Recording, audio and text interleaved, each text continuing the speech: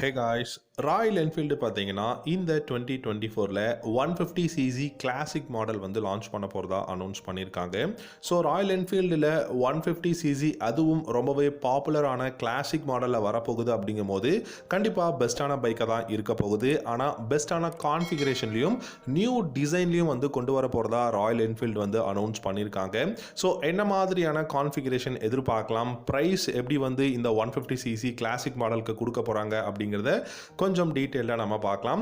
உங்களுக்கு இந்த classic 150cc வந்துச்சு அப்படின்னா பெஸ்ட்டாக இருக்கும்னு நினைக்கிறீங்களா? உங்களுடைய தாட்ஸ் அண்ட் காமெண்ட்ஸ் எதுவாக இருந்தாலும் காமெண்ட் செக்ஷனில் காமெண்ட் பண்ணுங்க.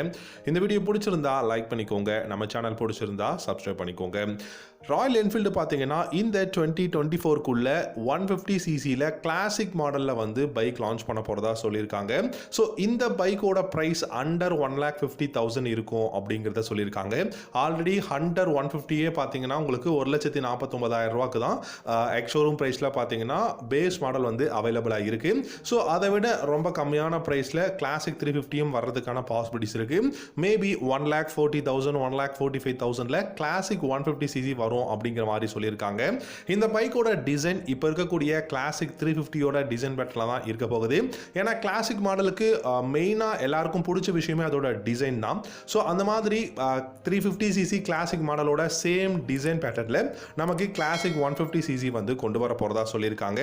இந்த பைக்கோட இன்ஜின் அப்படின்னு பார்த்தீங்கன்னா நியூ இன்ஜின்ங்க.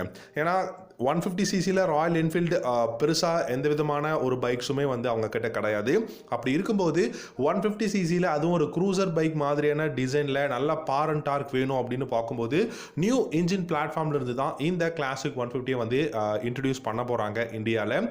இந்த 150cc நமக்கு 5 ஸ்பீட் கியர் பாக்ஸ் தான் இருக்க போகுது.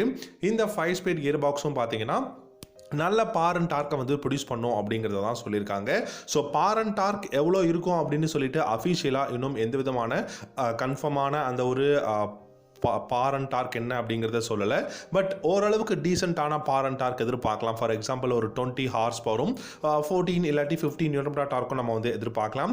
சஸ்பென்ஷன் செட்டப் அப்படின்னு பார்த்தீங்கன்னா டெஃபினட்டாக டெலஸ்கோபிக் ஃபோக்ஸும் ரியரில் ட்வின் ஷாக் அப்சர்வரும் தான் கொடுக்க போகிறாங்க. பிரேக்ஸை பொறுத்த வரைக்கும் நமக்கு 2 வேரியன்ட் வந்து வரப்போகுது.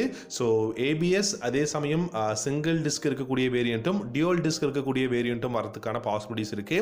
வீல்ஸ் அப்படின்னு பார்த்தீங்கன்னா ஸ்போக் வீல்ஸ் தான் வந்து கொடுக்க போகிறாங்க. அதுதான் பார்க்கறதுக்கு கிளாசிக்கா இந்த கிளாசிக் 150 இருக்க வைக்கும் அப்படிங்கிறதுல எல்லாருக்கும் தெரியும். அது மாதிரி தான் கொடுக்க போறாங்க. லைட்டிங் அப்படின்னு பார்த்தீங்கன்னா இப்போ வரைக்கும் இந்த கிளாசிக் இந்த மாதிரியான டிசைன்ல நமக்கு ஹாலஜன்லாம் கொடுத்துட்டு இருக்காங்க.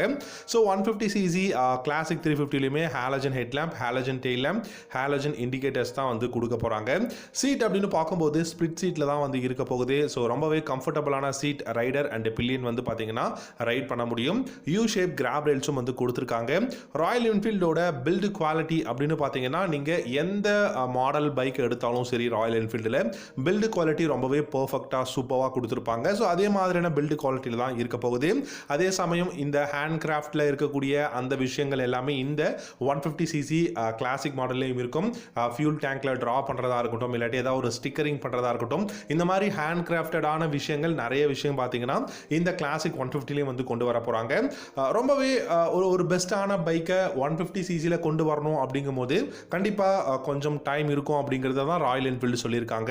ஏன்னா 350cc அப்படிங்கும் போது நமக்கு ரொம்ப வருஷமாக பழக்கப்பட்ட ஒரு பைக், ரொம்பவே லெஜெண்ட் அப்படிங்கிற நேமில் இருக்கக்கூடிய இந்த கிளாசிக் 350 இருந்து நமக்கு 150cc ஒரு பைக் வரும்போது டெஃபினட்டாக இதோட வெயிட்டை வந்து ரெடியூஸ் பண்ணி ஆகணும். அதே சமயம் இன்ஜினோட சைஸ் இந்த மாதிரியான நிறைய காம்ப்ளிகேட்டடான ஒர்க் இருக்குது அப்படிங்கிறதுனால இந்த இயரோட எண்டில் நமக்கு அக்டோபர் நவம்பரில் இந்த 150cc கிளாசிக் மாடல் வரதுக்கான நிறையவே பாசிபிலிட்டிஸ் இருக்கு. இந்த பைக்லையுமே டிஜிட்டலில் கிடையாது, அனலாக் இன்ஸ்ட்ருமெண்ட் கிளஸ்டர் தான் கொடுக்க போகிறாங்க. ப்ளூடூத் கனெக்ஷன், நேவிகேஷன் மாதிரியான ஆப்ஷன்ஸும் வந்து இருக்கிறதுக்கான பாசிபிலிட்டிஸ் இருக்குது. டயர்ஸ் அப்படின்னு பார்த்தீங்கன்னா கண்டிப்பாக டியூப்லெஸ் டயராகவும் இருக்கலாம். ஸோ நம்ம வர்றது போது தான் நமக்கு வந்து தெரியும். ஸோ இந்த மாதிரியான காம்பினேஷனில் கான்ஃபிகரேஷன் டிசைனில் தான் இந்த கிளாசிக் 150cc வந்து ராயல் என்ஃபீல்டு அப்கமிங் லான்ச் பண்ண போகிறாங்க. நம்ம வெயிட் பண்ணி பார்க்கலாம். ஸோ நீங்கள் என்ன நினைக்கிறீங்க? 150cc கிளாசிக் மாடல் வந்துச்சுன்னா பெஸ்ட்டாக இருக்கும்னு நினைக்கிறீங்களா? உங்களுடைய தாட்ஸ் அண்ட் காமெண்ட்ஸ் எதுவாக இருந்தாலும் காமெண்ட் செக்ஷனில் காமெண்ட் பண்ணுங்கள். Thank you so much for watching.